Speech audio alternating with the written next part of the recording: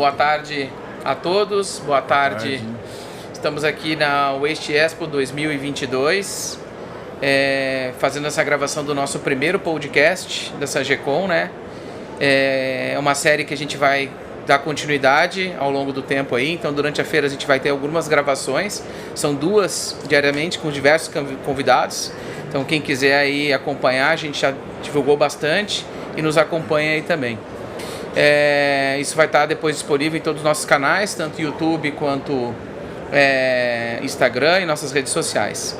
Então hoje com a gente aqui, a gente tem 3 convidados: Rafael Barros, Guarulhos Sucatas, né? Vice-presidente Inesfa Sindinesfa, né? Clineu, também presidente de Inesfa, também proprietário da Itu Metal. E o Roger Amarante, que é também da BRX e também do Inesfa como conselheiro, né, de assuntos internacionais. Exatamente, relações internacionais. Então, primeiramente, eu gostaria de agradecer vocês por estar cedendo um tempo de vocês aqui. A gente sabe quanto que a vida de vocês também é corrida.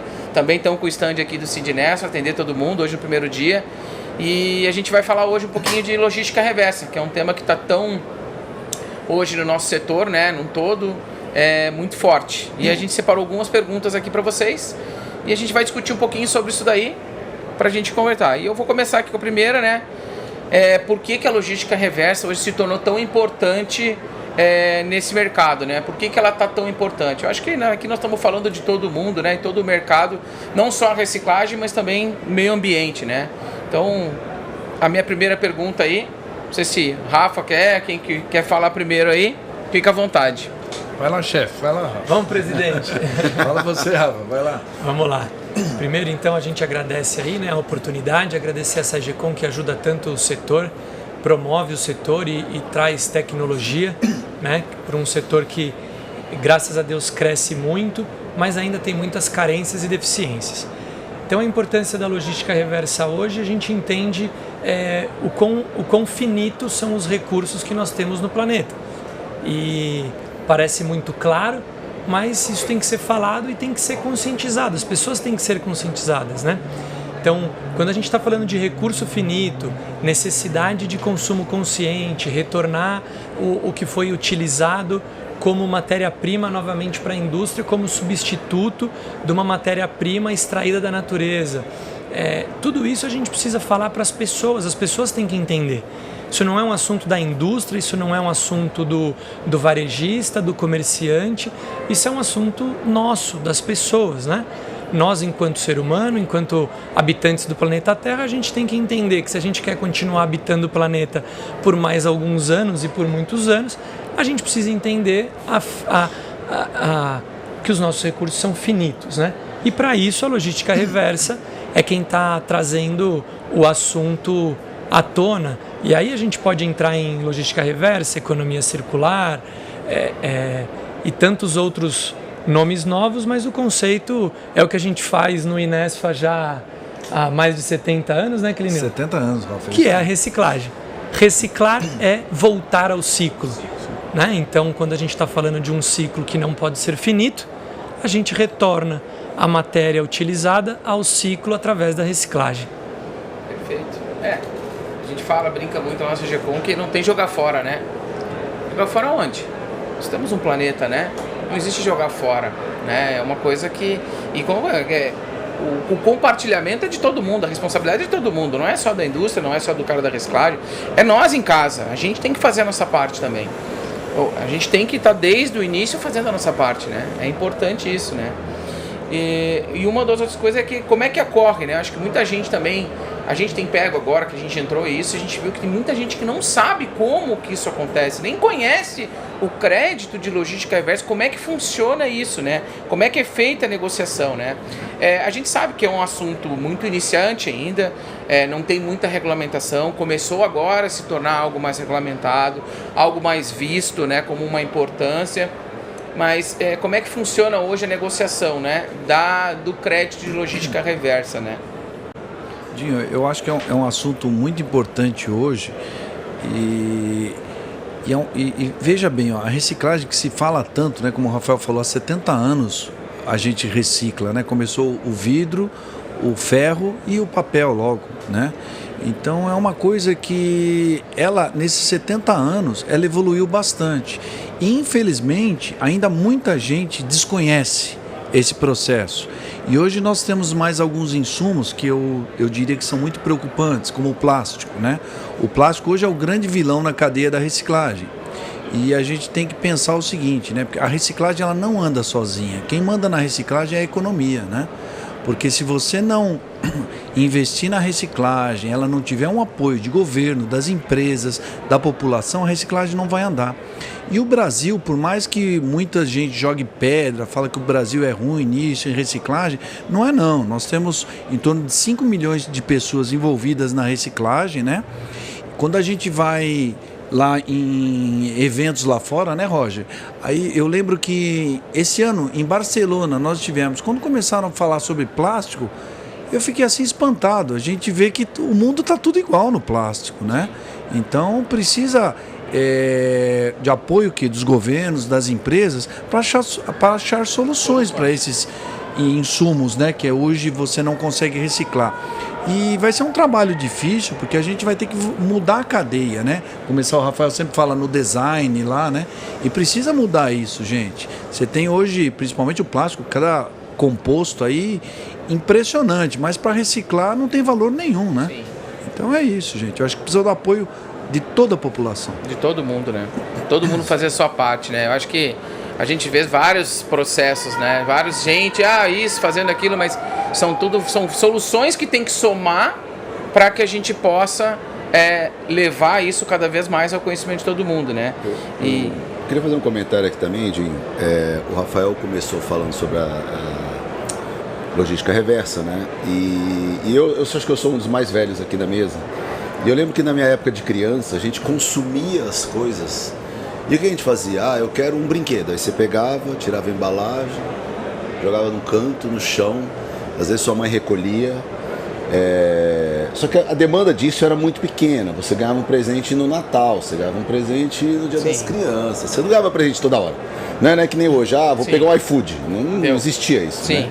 Então acho que com esse aumento de embalagens e de sobras de materiais que virarão na reciclagem um novo insumo, aumentou muito, né?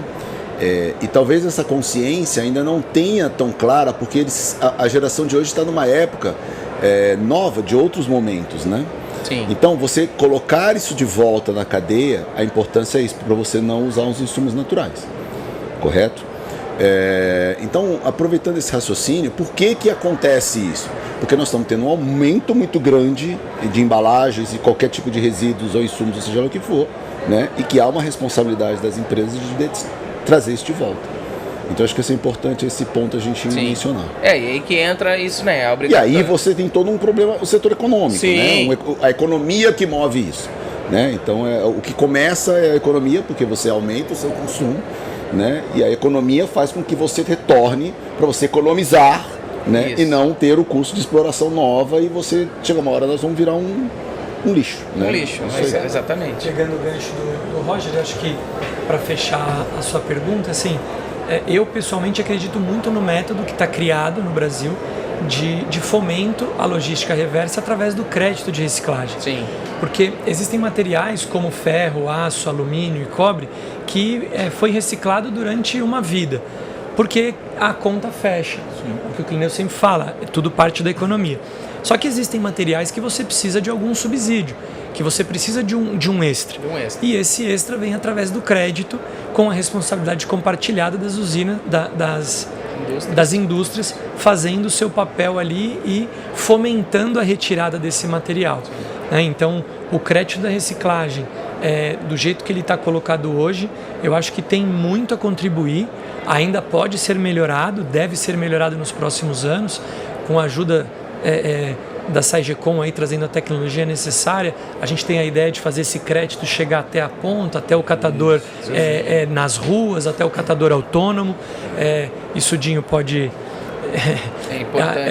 explicar bem melhor aí depois, mas assim, pode ser muito melhorado, mas o que a gente entende é que já é um começo muito bom e que guarda aí muito trabalho pela frente. como eu falei, no início ainda é muito início, né? Muito iniciante. A gente ainda, hoje é 22% a 23%. Tem alguns materiais que tem um percentual maior, que a indústria tem que se acreditar, né? Mas é um caminho que a gente está seguindo. Eu também acredito muito nisso.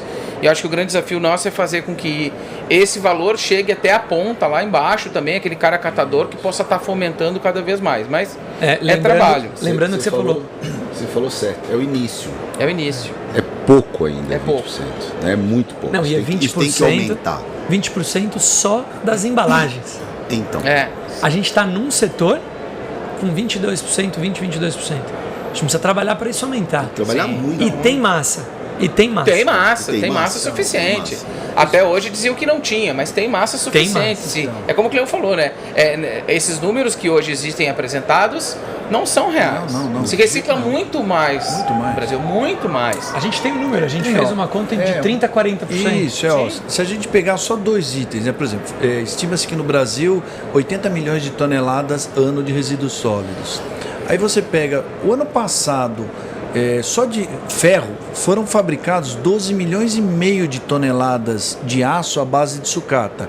Isso você compara, você somando siderurgia, fundição e a exportação, né? De papel 5 milhões, aí já dá 17 milhões e meio. Você soma os 80 com 17,5, aí você divide, você vê que a gente está próximo de 20% só nesses 2 itens. Aí você coloca plástico, vidro, borracha e outros insumos alumínio, cobre, é muito mais, né? É muito mais, com certeza. É muito mais. E é importante, sim, às vezes a gente está vendo assim, tem empresa muito comprometida pro lado da indústria também, porque onera, querendo ou não, onera a indústria, né? Mas é uma responsabilidade dela, mas eu vejo que tem muita indústria que está virando o olho para isso, dizendo, cara, não, é minha parte, né? Como todos nós falamos, cara, é a parte de cada um, né? Então, assim, como a gente tem empresas que estão hoje querendo fazer isso, tem empresa que já está buscando fazer isso de uma melhor forma, até muito mais do que o 22% ou 23%, né? Tem empresa que já está querendo buscar muito mais do que isso. E eu acho que é muito importante isso, porque para a própria imagem da empresa, né? Não falando do greenwash que tem hoje, né? Que a galera quer lacrar e coisa e tal, mas, cara, tem muita empresa séria querendo fazer muita coisa boa.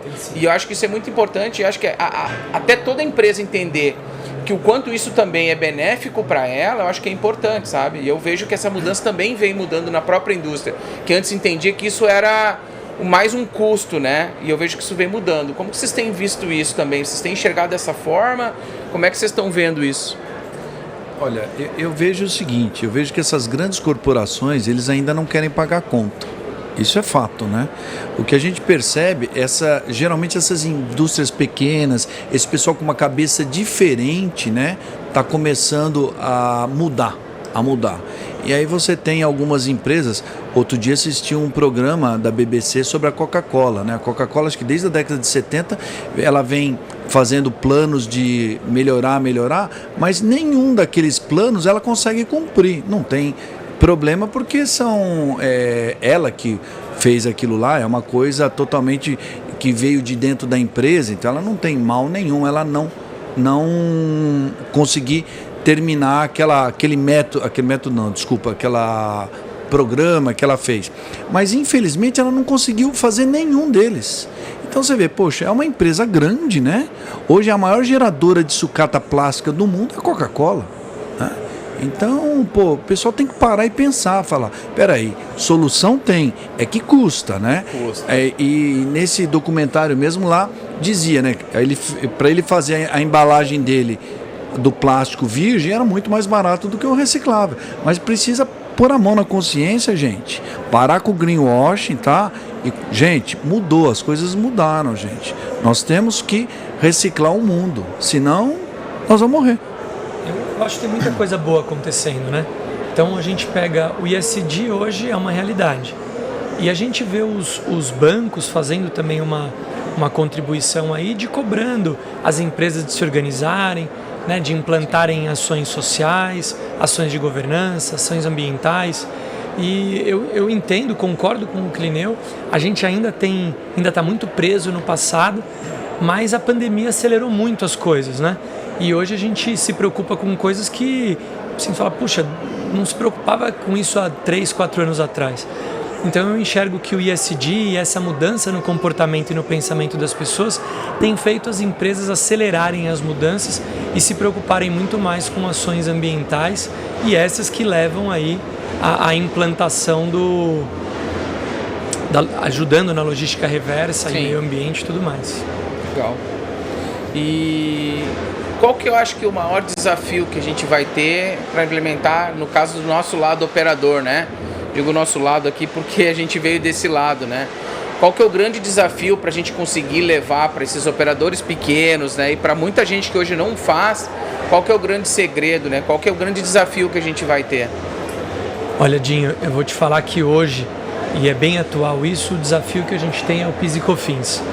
Este é o primeiro desafio.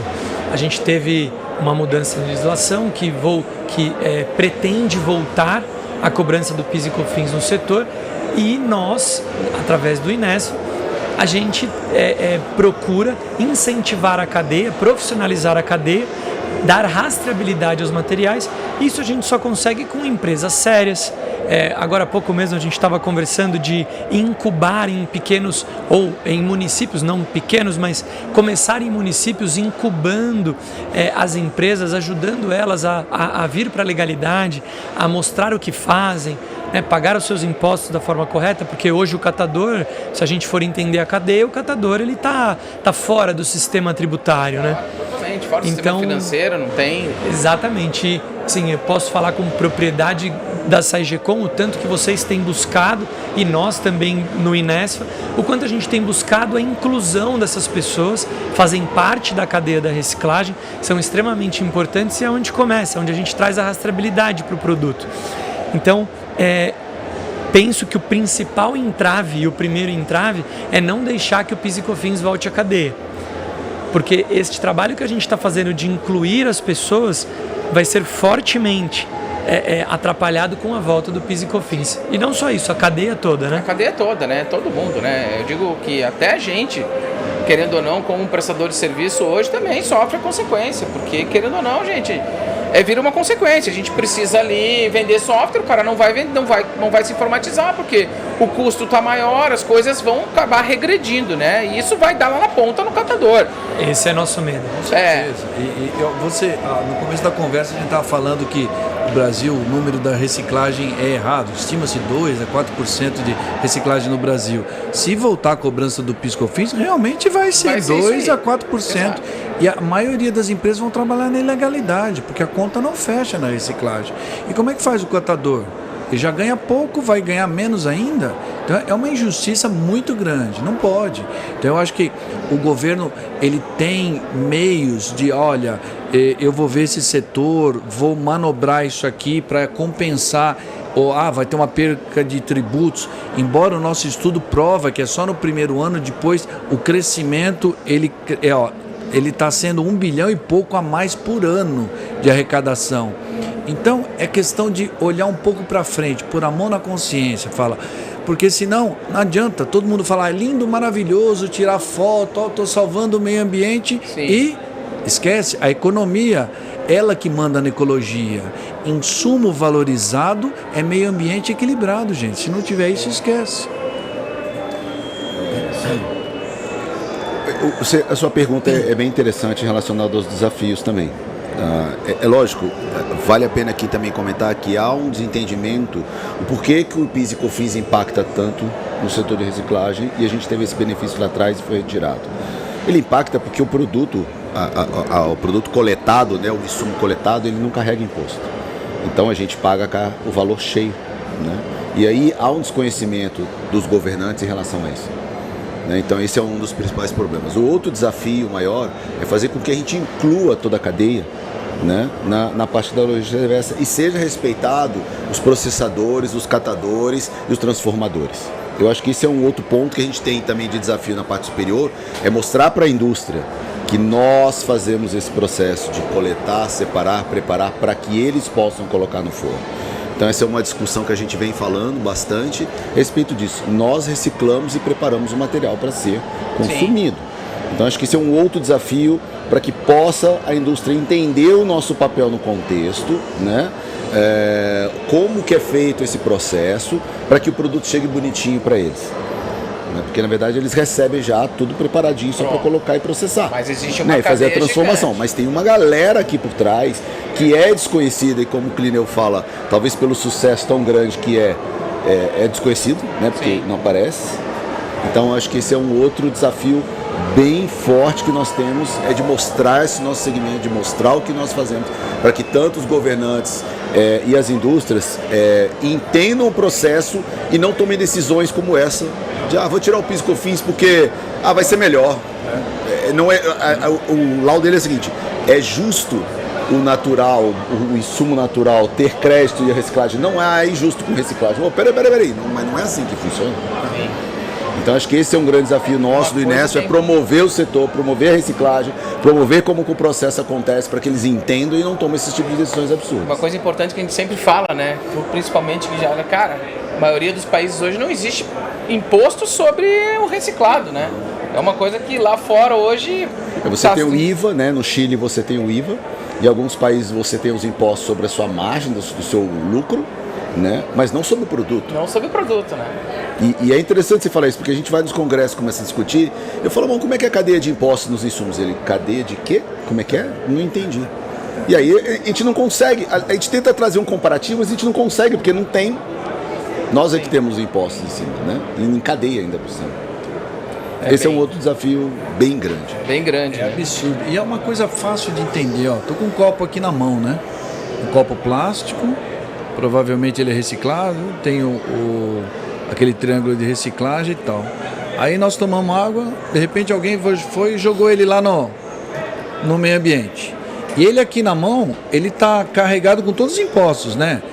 ICM, IPI, tudo já. Tudo, e COFINS, e todos os IS, né? Da cadeia, né?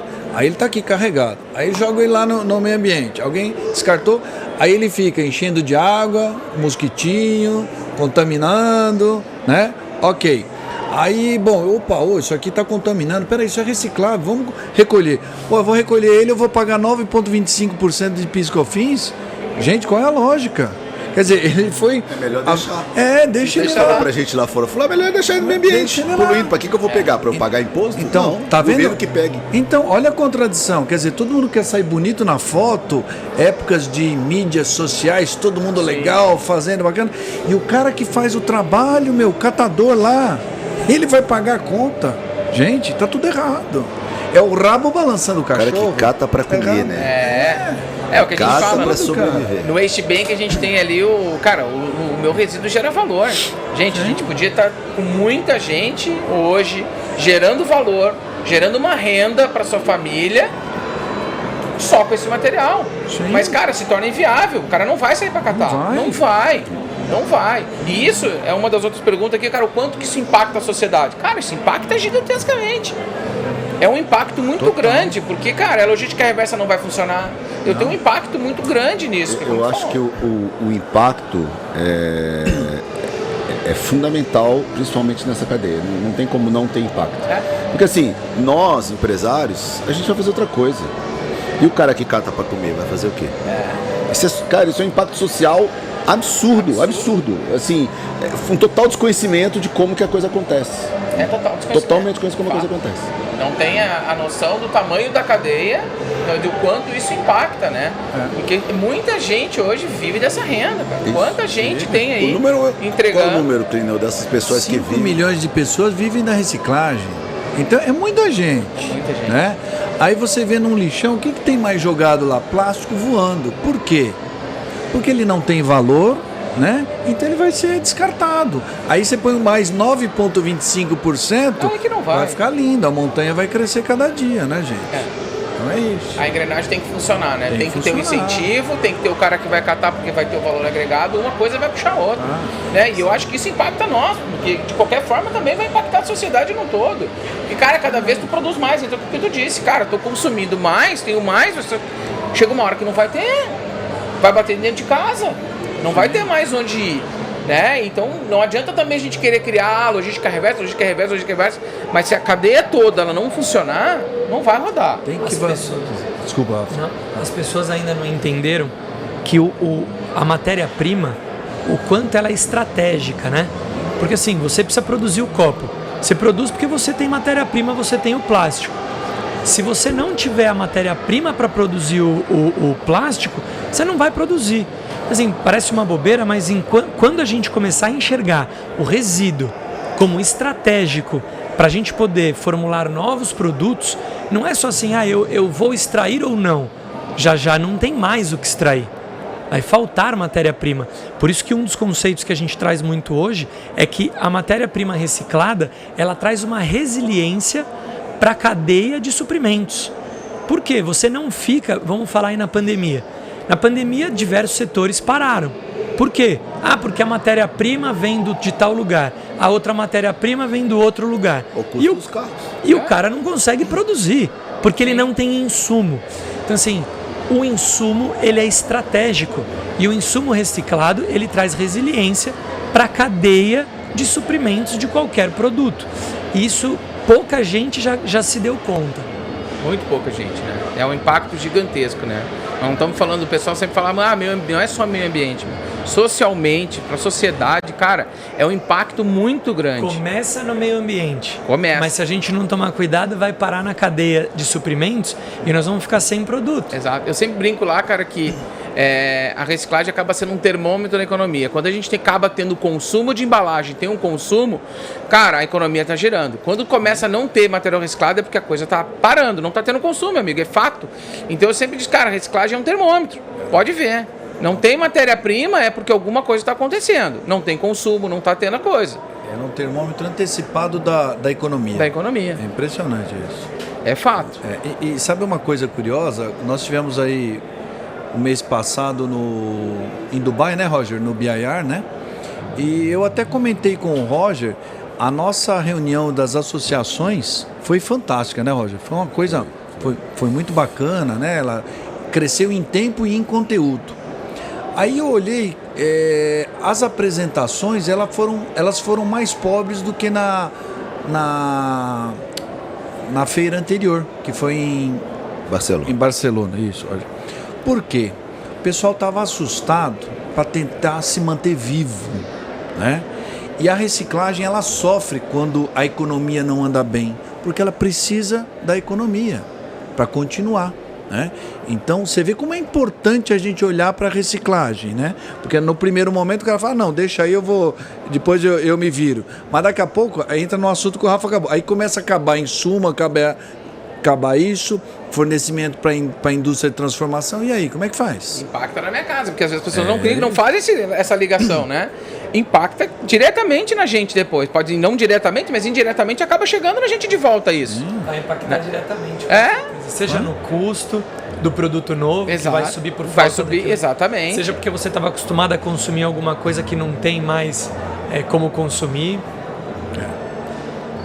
E aqui falou um pouquinho também do quanto é importante o que a gente estava falando da educação ambiental, né? Uma coisa que a gente vem batendo, como tu falou, a gente poder criar e tirar um pouco esse pessoal, que o pessoal cria esse estereótipo de que o catador só compra material. Cara, não é isso. Vamos parar com essa história. Os caras precisam ter instrução.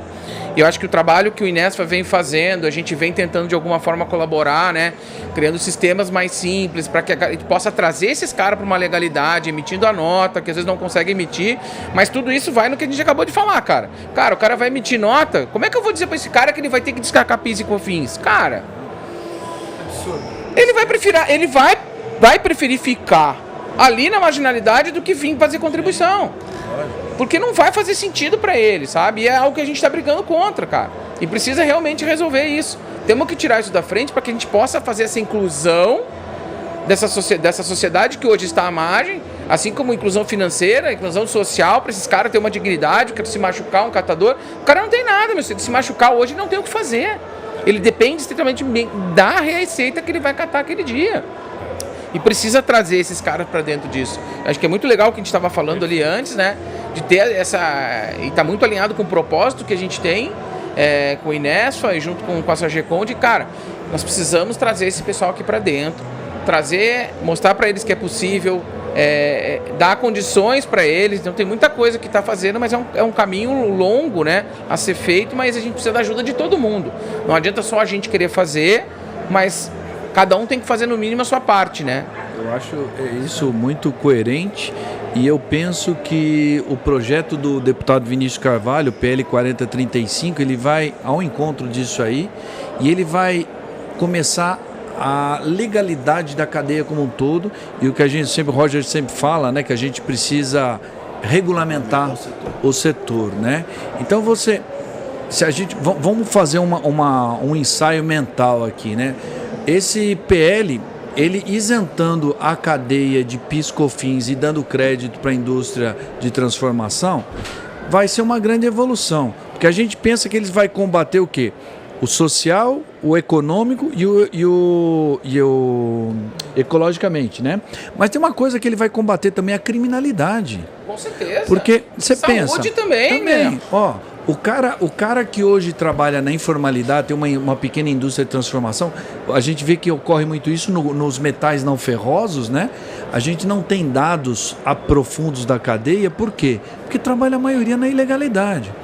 Aí, você dando o crédito de PIS/COFINS para essa pequena indústria de transformação, ele não vai querer trabalhar sem nota fiscal.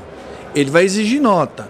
O cara que vendeu para ele vai emitir nota, anterior vai nota e nota, até um catador ou até da onde saiu, de uma empresa, esse material. Então a cadeia toda é rastreável, o que hoje não é. Sim. O cara rouba um fio lá, de onde veio? Picou, sei lá, sumiu. Mas vai lá na indústria. Não, isso aqui não sumiu. Não consegue rastrear. Agora, com esse processo todo, você rastreia a cadeia como um todo. Sim. Quer dizer, ele combate até a criminalidade. Gente, é o melhor dos mundos esse plano, projeto de lei. E tem uma coisa, né, que é curioso. Ele beneficia mais, não a reciclagem, a indústria de transformação. Sim. Né? Então ele foi bem pensado, não é aquele negócio, vamos pensar só pra gente. Não.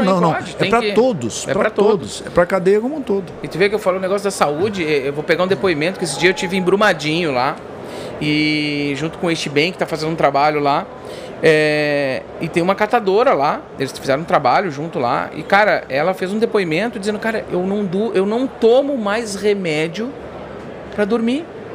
Porque agora eu trabalho com o meu reciclado, eu tenho uma renda para minha família, até para a saúde. Olha aí. É um impacto, cara. E ela dependia 100% do Estado para poder fornecer remédio para ela, cara. É engraçado, quando a gente tinha algumas reuniões lá no Instituto, há uns anos atrás, logo que eu comecei, o seu falecido Zé Trujillo falava, se o nível do preço baixar tanto, o problema é que a gente vai ter um problema social. Que o cara que vai catar, ele não vai ter a renda a mais para sobreviver. Aí o que ele vai acontecer? Ele vai beber para ficar bêbado 3, 4 dias. Se não melhorar daqui a 3, 4 dias, ele bebe de novo. Até a hora que o mercado virar de novo e a economia voltar para que ele possa começar a sobreviver. Então, olha o nível do impacto. E assim, nós, às vezes, na posição que a gente está, a gente não consegue enxergar isso. Né? A gente não consegue ver. Então, às vezes, os impactos que batem em cima muito forte, cara, quem sofre mais é lá embaixo. E essa galera a gente tem que dar dignidade. Sim. Tem que ser evento em Brasília no ano passado, esse ano ainda. Esse ano, né? Teve um reciclador, um catador que falou que o que a reciclagem faz de mais importante é reciclar vidas. Esse que você falou, não, foi ano passado, foi no primeiro de Brasília, da Júlia Luci, foi. É isso aí, ele falou isso aí. Falou, é verdade. O que a reciclagem faz de mais importante é reciclar vidas. Porque assim, o cara que vai trabalhar ali como catador e tal, às vezes era o cara que estava ali sem uma opção, sem um trabalho, e ele encontra na reciclagem uma forma de crescer. Foi assim com tantas pessoas no ramo. Meu pai começou catando. Né? Meu sogro assim, também, catando. Começou. Então, a gente enxerga que a reciclagem, ela é a oportunidade, né, que às vezes a pessoa está precisando. É a porta de entrada para o cara começar a trabalhar. Né? Começa ali recolhendo material, catando. né? E meio de sobrevivência para muita gente, E né? além de- São 5 além milhões de- hoje, mais de 5 milhões. Além de a gente promover, a gente tem que divulgar o trabalho que é feito. Sim. Porque muitas das vezes é considerado como lixeira. A gente não trabalha com lixo. Não. Né? Isso é importante. A gente trabalha com um produto que vai se transformar num insumo reciclável. Né? O Rafa faz bastante bem a comparação num produto que nós vamos coletar e que ele tem uma potencialidade de reciclar. Né? Ele é potencialmente reciclável. Aí nós reciclamos o material, que é o quê? Processar o material. Para se entender bem fácil do que é, uma usina não põe uma geladeira dentro do forno. Sim. Você precisa separar. Você não pega um carro inteiro e joga dentro de um forno. Você precisa separar. O cara não faz um plástico colocando aquilo tudo misturado lá e vai, não tem né? como. É isso. O papel Exatamente. também, né? Mesma Põe do coisa. jeito Não dá para colocar né? todas as fibras junto lá. Tem que isso aí. separar, tem que existir a receita certinha, né? E é esse pessoal que faz isso, que prepara um pouco e separa um pouco o material para que para o setor possa processar o material corretamente conforme as especificações e especificidades da indústria. É a brincadeira das 3 palavrinhas, né? É o reciclável, a reciclagem e o reciclado, né? Por mais que o copinho, que nem o Roger falou, guarde o potencial de ser reciclado, ele vai ser reciclável até alguém pôr a mão nele, processar ele, reciclar ele e vender ele como insumo para o cara que vai fazer um produto novo. E nesse momento ele foi reciclado e este insumo dará origem a um novo produto, né? Sim. Mas se não passar pelo ato da reciclagem, ele vai ser reciclado o e aí, resto da se a vida. gente pegar a decisão que foi feita para o Supremo, o que foi pensado na indústria de transformação? E não foi visto os potenciais, os atuais recicladores e processadores, que é o nosso setor. Então, assim, é um desconhecimento total de como funciona o setor. Não. Né? Nós zero. temos a massa, nós trabalhamos a massa, nós processamos a massa. Isso tem que deixar bem claro. Né? Por isso que eu falo, que eu defendi lá atrás e já vim defendendo. Nós temos que regulamentar o setor, porque senão todo problema que vem a gente for fazer um puxadinho, fica difícil, porque uma hora o puxadinho não, né? Uma hora você puxa lá, puxa aqui, puxa lá, uma hora vai arrebentar.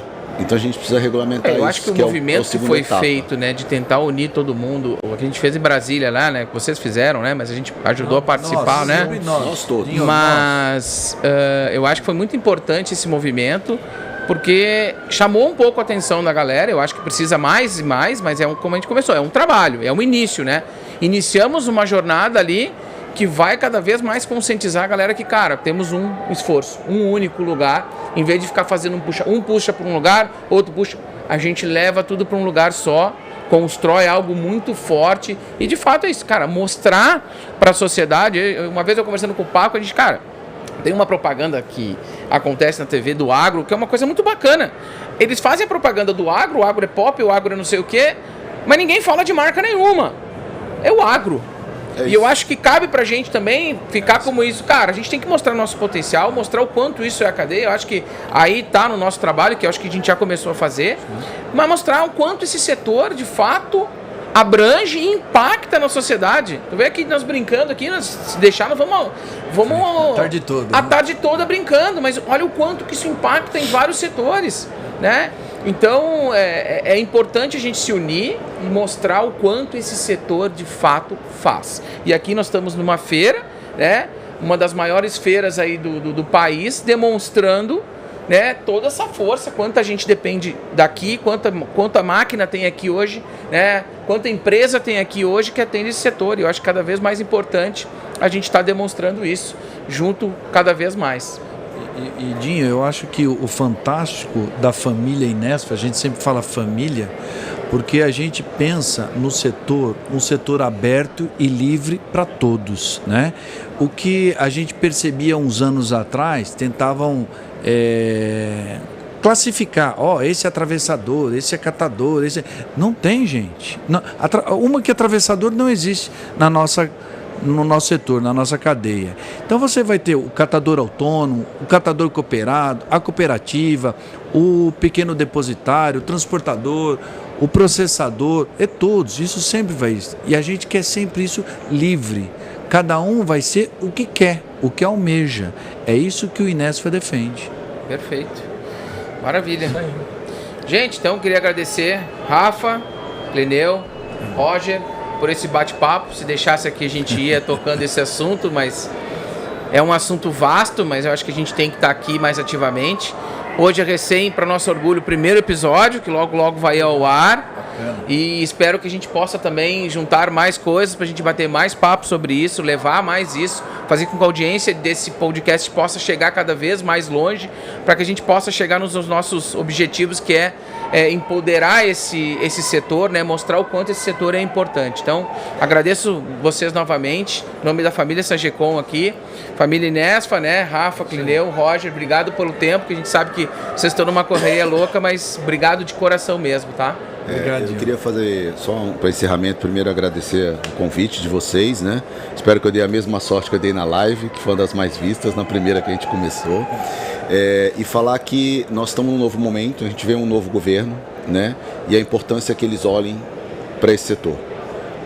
Nós estivemos agora no BIA, como o Clineu falou, que é o Bureau Internacional de Reciclagem de Dubai.